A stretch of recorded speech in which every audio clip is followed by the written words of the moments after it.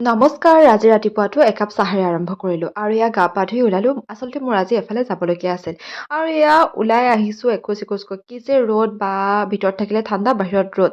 আৰু চাওকচোন কোন আহিছে বাৰু দেখুওৱা। ফাৰ্ষ্ট টাইম তাইক বনাই খোৱালোঁ এয়া হোমমেড ফ্ৰাইড ৰাইচ। আচলতে দেখিবলৈ ধুনীয়া হ'বৰ বাবে অকণমান সজালোঁ, নাহাঁহিব দেই ৰাইচ।